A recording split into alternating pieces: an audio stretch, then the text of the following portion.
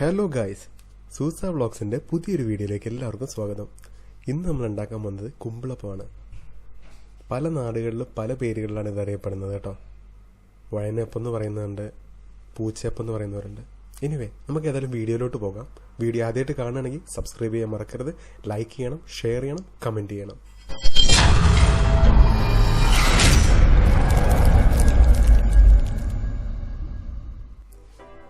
നമ്മൾ കുമ്പിളപ്പം ഉണ്ടാക്കാൻ വേണ്ടി എടുത്തേക്കുന്ന വരിക്കച്ചക്കയാണ് കേട്ടോ.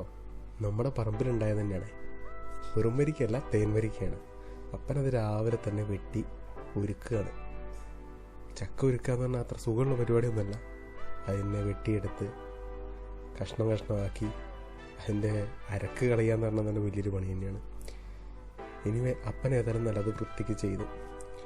ഓരോന്നിടത്ത് മാറ്റി ചകിണിയെല്ലാം മാറ്റി എല്ലാം സെറ്റ് ചെയ്ത് പാത്രത്തിലാക്കി.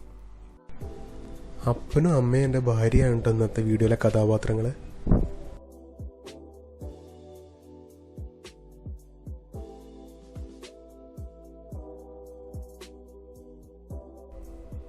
ചകിണിയെല്ലാം മാറ്റി കഴിഞ്ഞതിന് ശേഷം നമുക്കിതിനകത്തോട്ട് അല്പം വെള്ളം ഒഴിക്കണം.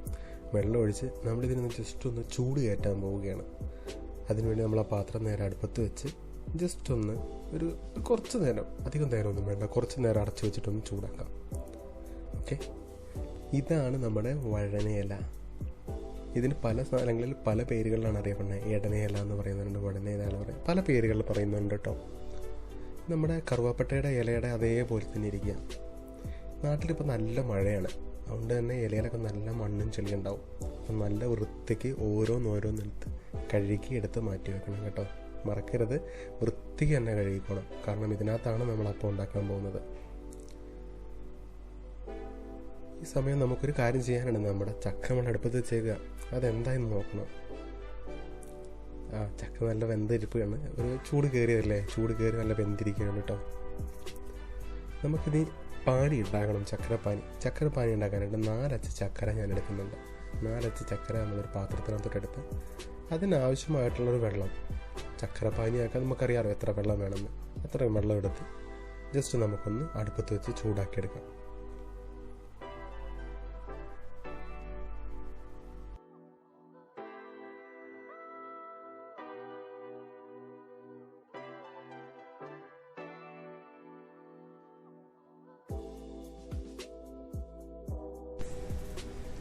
അരമുറി തേങ്ങയാണ് കേട്ടോ നമുക്ക് കുമ്പളപ്പത്തിലോട്ട് വേണ്ടത്. അത് നല്ല രീതിയിൽ തന്നെ ചിരകിയെടുത്തോണേ.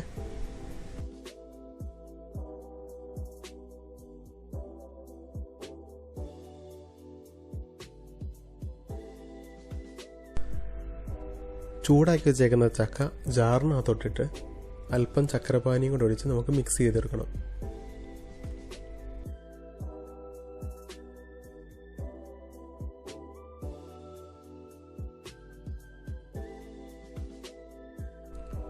ഇതാണ് നമ്മൾ മിക്സിയിൽ അടിച്ചെടുത്ത്. ഇതിനെ നമുക്കൊരു പാത്രത്തിനകത്തോട്ട് മാറ്റാം. മറക്കരുത്, ചക്കരപ്പാനി എല്ലാം ഇതിനകത്തോട്ട് ആഡ് ചെയ്ത് മിക്സ് ചെയ്യണം കേട്ടോ. ഇതാണ് മിക്സ് ചെയ്തതിന് ശേഷം ഇതിനകത്തോട്ട് ഞാൻ വറുത്ത റവയാണ് ഇട്ടേക്കുന്നത് കേട്ടോ. റവയുടെ അളവെന്ന് പറഞ്ഞാൽ നമ്മുടെ ചക്കയ്ക്ക് അനുസരിച്ചാണ്. നമ്മൾ കറക്റ്റ് ഒരു അളവ് ഞാൻ പറയുന്നില്ല, ചക്കയുടെ അളവിനനുസരിച്ചാണ് നമ്മൾ റവ എടുക്കേണ്ടത്. അത് നമ്മൾ മാക്സിമം മിക്സ് ചെയ്ത് ഓവർ ലൂസ് ആവാതെ ഓവർ ടൈറ്റും ആവാൻ പാടില്ല. ആ ഒരു പരുവത്തിന് വേണം നമുക്കിത് ആക്കിയെടുക്കാൻ. നന്നായിട്ട് തന്നെ മിക്സ് ചെയ്യണം, എല്ലായിടത്തും എല്ലാ രീതിയിലും മിക്സായി വരുന്ന രീതിയിൽ കേട്ടോ.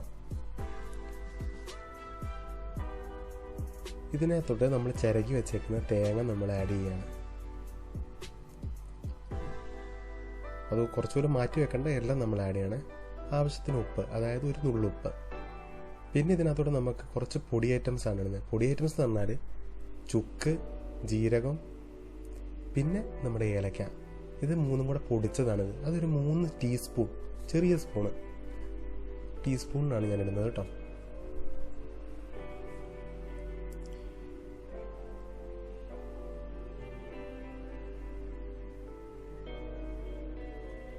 നന്നായിട്ടൊന്ന് മിക്സ് ചെയ്തെടുക്കണം.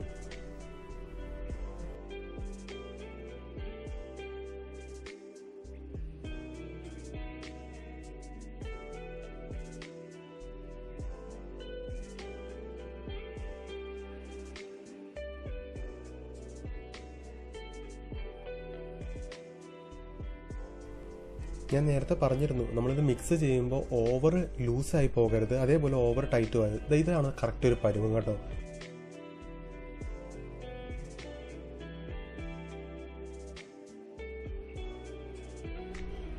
ഇല മടക്കുക എന്ന് പറഞ്ഞാൽ അതൊരു പ്രത്യേക രീതിയാണ്. നമുക്കറിയാം പണ്ട് കാലത്ത് കഞ്ഞി കുടിക്കാൻ വേണ്ടി ഇല കുമ്പിൾ കുത്തുന്നത്.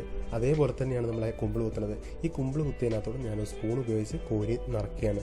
നിറച്ചതിന് ശേഷം അതിൻ്റെ ആ അറ്റം, ഇലയുടെ അറ്റം 2 ഭാഗം നമ്മൾ ഇതിനകത്തോട്ട് ഇറക്കി വെക്കുകയാണ്, മടക്കി, അതായത് അടച്ചു വെക്കുന്നു.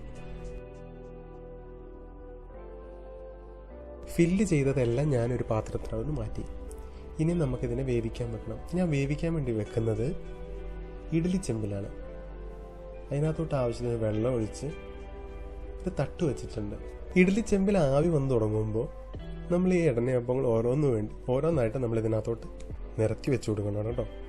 നിരത്തി വെച്ച് കൊടുത്ത് കഴിഞ്ഞിട്ട് ജസ്റ്റ് നല്ല ടൈറ്റായിട്ട്, എയർ ടൈറ്റായിട്ട് ക്ലോസ് ചെയ്യുക. ഒരു അരമണിക്കൂറിനുള്ളിൽ നമുക്കിത് വെന്ത് കിട്ടും. നമുക്കിതൊന്ന് വെന്തോന്ന് നോക്കാം. അടിപൊളി സെറ്റായിട്ടിരിക്കുകയാണ് കേട്ടോ.